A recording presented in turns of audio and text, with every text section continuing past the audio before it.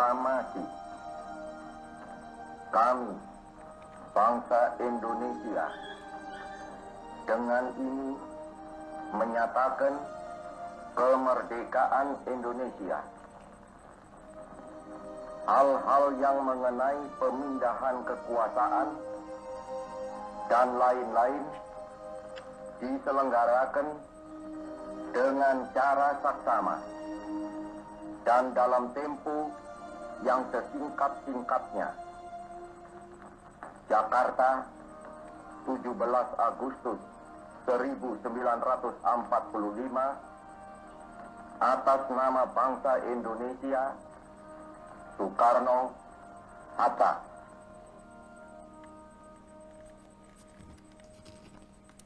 Dirgahayu Republik Indonesia Merdeka.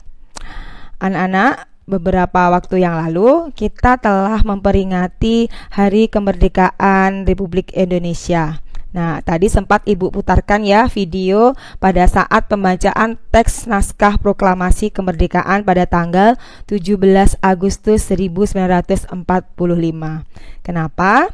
Karena pada hari ini kita akan belajar mengenai sejarah proklamasi kemerdekaan Republik Indonesia. Menjelang detik-detik proklamasi kemerdekaan Indonesia, ternyata banyak sekali terjadi peristiwa-peristiwa penting di negara kita. Peristiwa itu dimulai pada tanggal 12 Agustus 1945.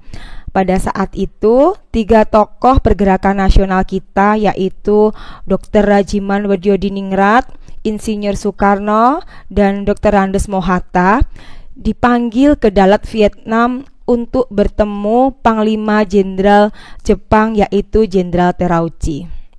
Pada saat itu, Jenderal Terauchi mengungkapkan kepada ketiga tokoh ini bahwa pemerintah Jepang akan memberi kemerdekaan kepada bangsa kita. Mengapa demikian? Karena pada saat itu Jepang dalam posisi terdesak oleh sekutu. Jadi Jepang kalah dalam peperangan melawan sekutu. Bahkan 2 kota di Jepang, yaitu Hiroshima dan Nagasaki, hancur lebur karena dibom oleh pasukan perang Amerika Serikat yang menjadi pimpinan sekutu ini. Mendengar kekalahan Jepang, para golongan muda akhirnya mendesak para golongan tua untuk segera melaksanakan proklamasi kemerdekaan di negara kita. Akan tetapi golongan tua tidak menyetujuinya karena para golongan tua berpendapat bahwa persiapan kemerdekaan itu harusnya dibicarakan dalam sidang PPKI. Nah, karena pada saat itu PPKI merupakan lembaga yang mempersiapkan kemerdekaan negara Republik Indonesia. Karena usulannya ditolak, akhirnya para pemuda mengadakan rapat pada malam harinya di asrama Baperpri Cikini, Jakarta. Pada pukul 24.00 mereka akhirnya memutuskan untuk membawa Insinyur Soekarno dan Muhammad Hatta ke tempat yang jauh dari Jakarta. Tujuannya adalah supaya 2 tokoh ini tidak terpengaruhi oleh pemerintah Jepang, dan juga sekaligus mengusahakan untuk mendesak para tokoh yang tua ini segera memproklamasikan kemerdekaan Republik Indonesia.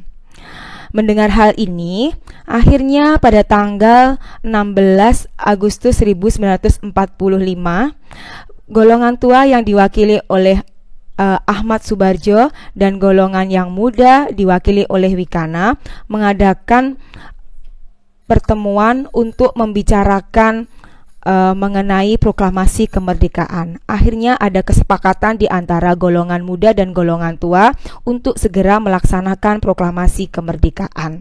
Dengan jaminan Ahmad Subarjo, akhirnya 2 tokoh kita, yaitu Insinyur Soekarno dan Muhammad Hatta, dibawa kembali ke Jakarta untuk segera melaksanakan persiapan proklamasi kemerdekaan.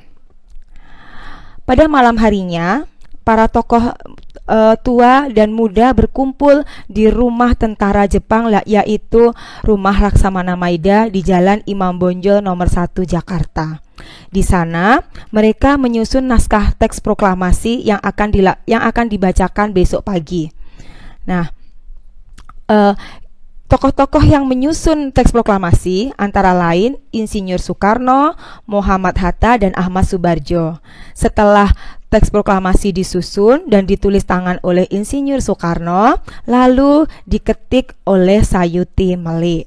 Nah, atas usulan dari Soekarni, maka teks proklamasi tersebut ditandatangani oleh Insinyur Soekarno dan Muhammad Hatta atas nama bangsa Indonesia.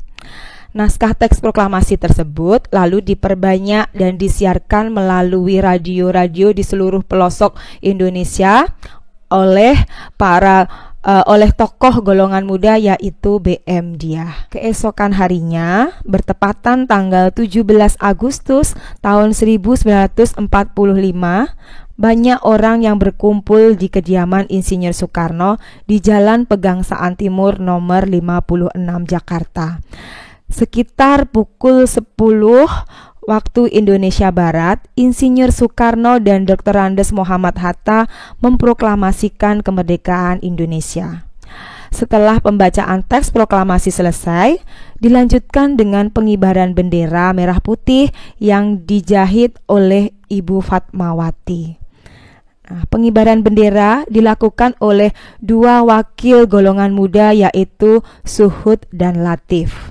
Serta diiringi lagu Indonesia Raya yang diciptakan oleh W.R. Supratman. Resmilah bangsa kita menjadi bangsa yang merdeka, terbebas dari penjajahan bangsa Jepang maupun bangsa-bangsa lainnya. Dari sejarah perjuangan bangsa kita meraih kemerdekaan, maka kita bisa memaknai bahwa proklamasi kemerdekaan itu adalah yang pertama sebagai puncak perjuangan bangsa Indonesia yang telah bertahun-tahun dijajah oleh bangsa asing. Yang kedua, pengakuan kepada dunia luar bahwa negara kita telah merdeka. Yang ketiga, menaikkan martabat bangsa.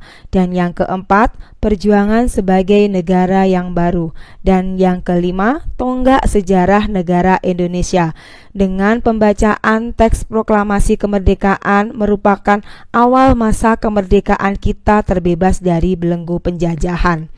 Makna-makna proklamasi kemerdekaan ini bisa kita ilhami dan terapkan dalam kehidupan sehari-hari, baik itu di lingkungan rumah, di lingkungan sekolah, ataupun lingkungan masyarakat. Salah satu contohnya adalah dengan kita menghormati dan menghargai orang lain, serta bangga terhadap apa yang dimiliki oleh bangsa kita. Dan kalian sebagai generasi penerus bangsa harus wajib belajar dengan giat agar dapat meneruskan cita-cita para pahlawan. Ada baiknya kita mengenal para pahlawan yang telah berjasa dalam proklamasi kemerdekaan Republik Indonesia. Berikut adalah tokoh-tokoh yang berjasa dalam peristiwa proklamasi kemerdekaan negara Republik Indonesia. Tokoh yang pertama adalah Insinyur Soekarno. Beliau adalah penyusun teks proklamasi yang menandatangani serta membacakan teks proklamasi tersebut. Yang kedua, Dr. Andes Muhammad Hatta. Beliau juga salah satu tokoh yang menyusun teks proklamasi, menandatangani, serta mendampingi Insinyur Soekarno dalam membacakan teks proklamasi. Tokoh yang ketiga, Ahmad Subarjo.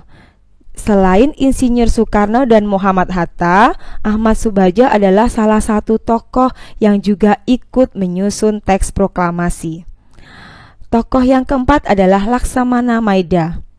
Beliau menyediakan rumahnya untuk dijadikan tempat penyusunan teks proklamasi. Selanjutnya adalah Soekarni. Soekarni adalah pengusul agar Insinyur Soekarno dan Muhammad Hatta yang menandatangani teks proklamasi atas nama bangsa Indonesia. Selanjutnya, Sayuti Melik. Beliau berjasa sebagai pengetik teks proklamasi yang awalnya ditulis tangan oleh Insinyur Soekarno. Dan yang selanjutnya adalah Ibu Fatmawati, istri dari Insinyur Soekarno. Beliau berjasa menjahit bendera pusaka Sang Merah Putih yang dikibarkan pada saat proklamasi kemerdekaan Republik Indonesia. Dan yang terakhir, Suhud dan Latif. Mereka adalah sang pengibar bendera pusaka merah putih pada saat proklamasi kemerdekaan negara Republik Indonesia. Demikian tadi sejarah singkat perjuangan bangsa kita dalam meraih kemerdekaan. Sebagai generasi penerus bangsa, kita wajib mengisi kemerdekaan ini dengan hal-hal yang positif. Salah satunya adalah dengan menjaga persatuan dan kesatuan bangsa. Sekian materi dari Ibu. Pesan Ibu, selalu jaga kesehatan dan tetap semangat belajar. Wassalamualaikum warahmatullahi wabarakatuh.